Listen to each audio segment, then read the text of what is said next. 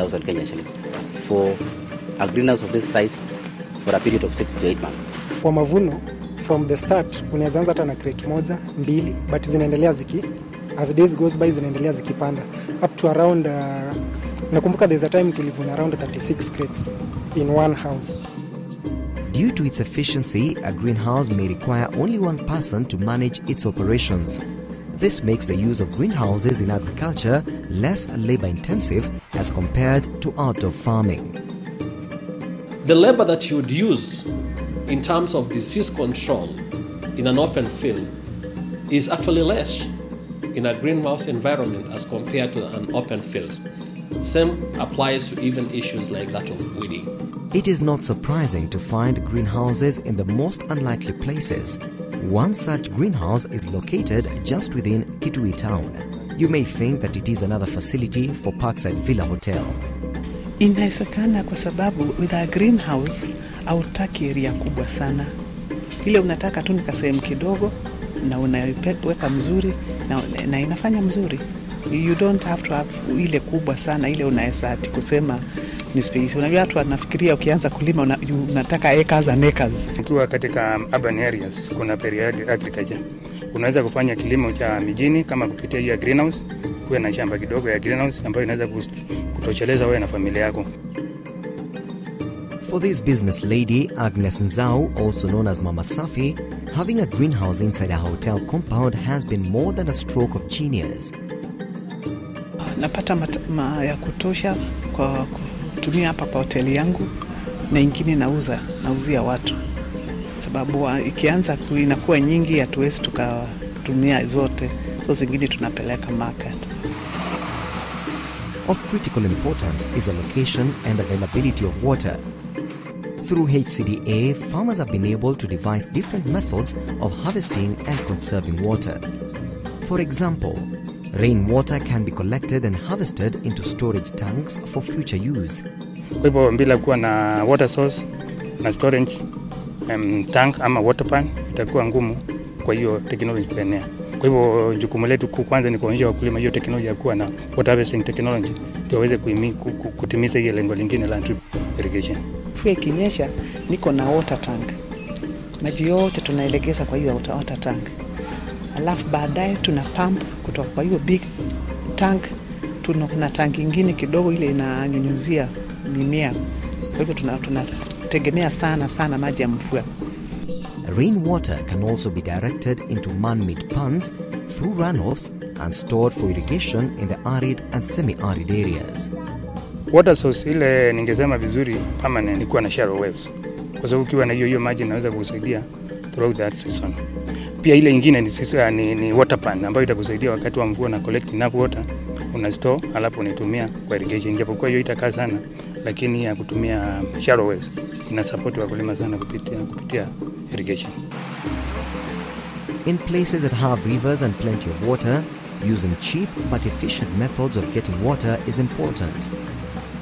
HCDA has greatly encouraged the use of hydrums, which are cheap to maintain and easily pump water to storage tanks. Hii ni teknolojia ambayo haitumii stima, haitumii hata mafuta.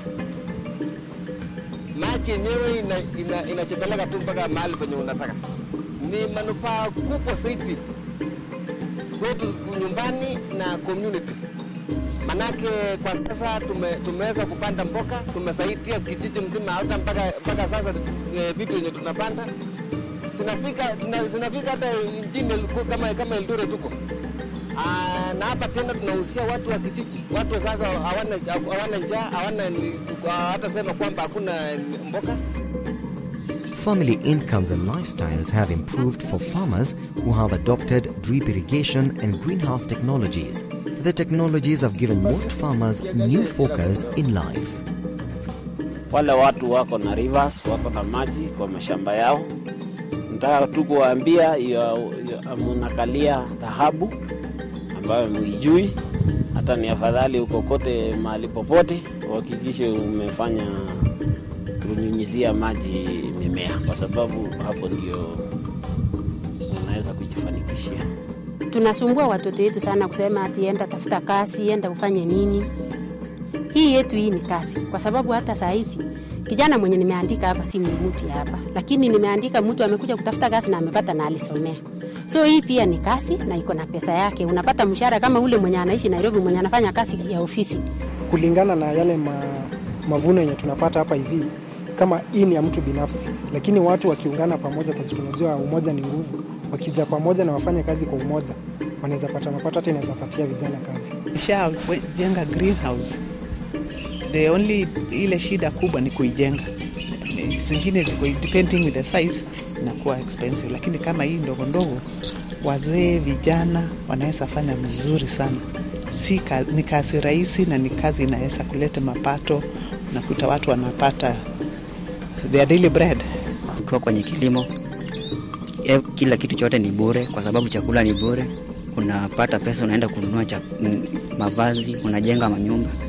Hiyo ndio faida tunapata. Masomo tunajielimisha kwa pesa kutoka kwa shamba. Kwa mama tunataka sana sana tukae kwa ofisi, tufanye kazi ya kuna hizi wa mama siku hizi secretary, unataka kufanya kazi ili ya kuonekana ukiwa msafi. Hii yangu unafanya weekend, mimi niko msafi kabisa, uweze jua mimi nafanya kazi kwa shamba. As the government plans to create more arable land through irrigation by putting more emphasis on the use of drip irrigation and greenhouse technologies, this will further enhance the production of horticulture crops throughout the country.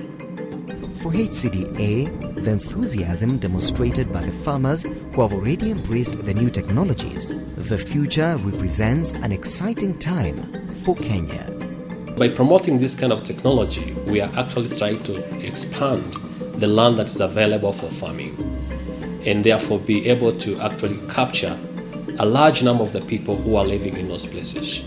Because we only talk about 20% of the land which actually is favorable and is favorable for farming.